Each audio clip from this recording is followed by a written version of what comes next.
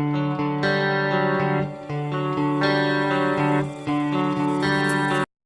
we know, identity and meaning that constitutes one of the 5 principles of the Himalayan consensus.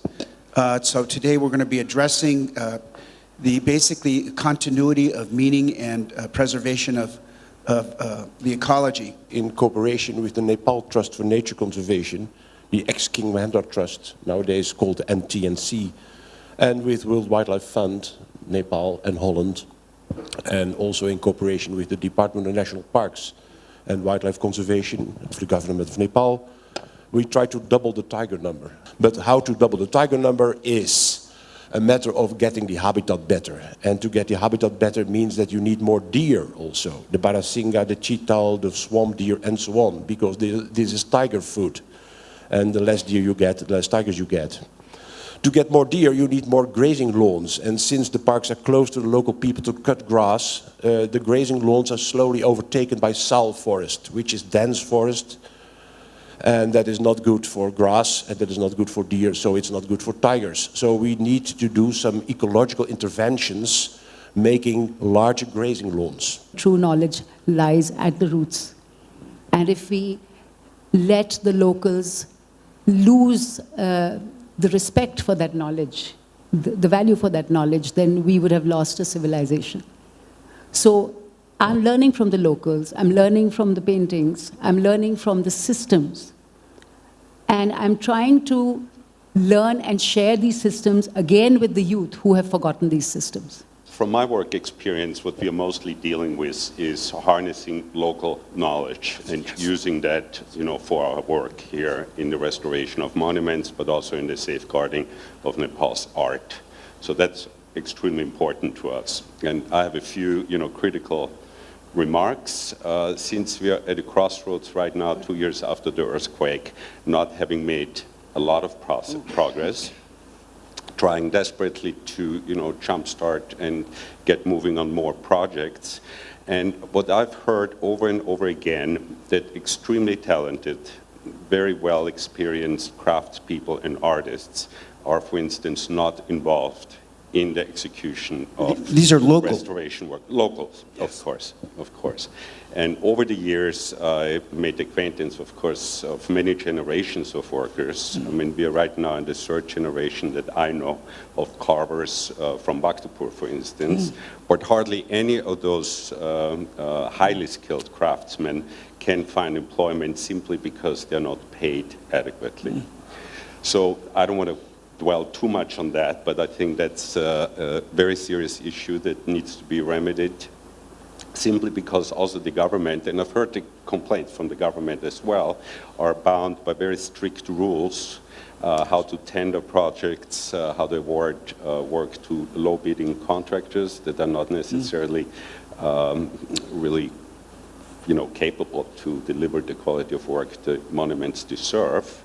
So this is something I feel very strongly about, and so the information and knowledge transfer from traditional artisans to the communities and to Nepal in general is extremely important.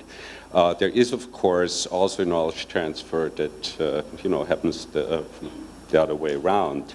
We are very, very happy to engage foreign experts to help us in, for instance, the seismic design, the structural design of structures. Yes. And this is also a highly, disputed subject here in Nepal, as we have different groups of experts. Some would prefer a totally traditional approach to preservation, only use traditional materials, even at the risk that, in a future earthquake, people might come to harm.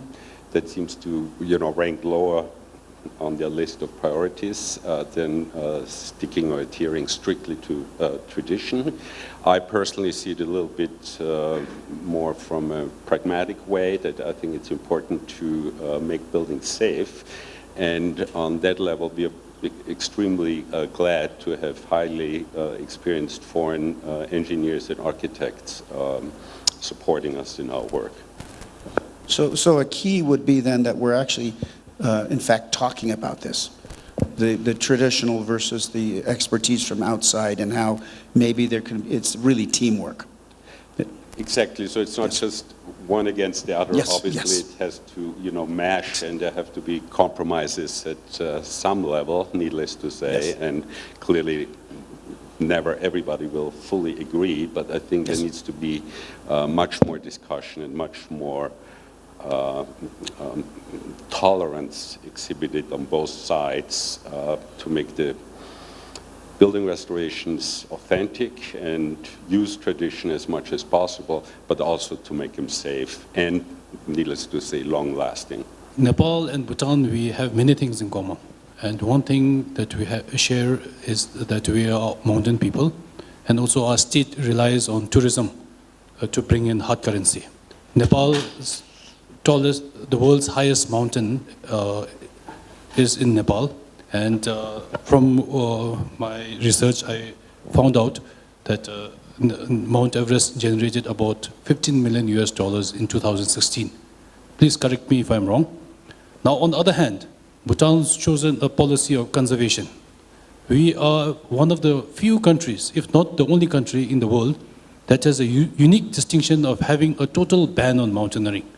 And despite having 20 mountains over 7,000 meters, and the ban on mountaineering, in 2015, we generated $71 million from tourism alone.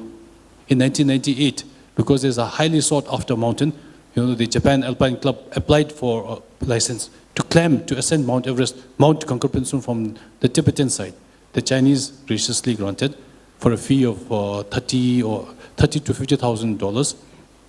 Then the rival company of the Japan Alpine Club, the Marco Polo Center, who is the well-wisher of Bhutan, informed the Bhutanese. We took it up with the Japanese embassy in Delhi and also with the Chinese. And the Chinese withdrew the license, refunded the Japanese, and since then, Mount Kankerpinsum remains the world's highest unclimbed mountain. For us, collecting all this data is one thing. For many years, a lot of people have the idea of, Tibetan culture, Tibetan Buddhism is very mysterious. Sometimes when things got too mysterious, there will be a lot of misinformation and misunderstanding. So with all these digital archivings, besides archiving all these artifacts and murals, we also conduct studies. And we will also open the platforms for the scholars and experts all over the world to study all this. So, for instance, like when you ask a monk about how old are these statues or murals? Oh, very, very old. How old? Maybe 2,000 to 3,000 years old, but which doesn't make much sense. So, with all this information, we will re-educate them about the art histories, the artisans, the avatars, and iconographies, which most of them have not much idea about. So with this information, we need to give them the correct information, and then the traditions can go on in a correct way, instead of having misunderstandings.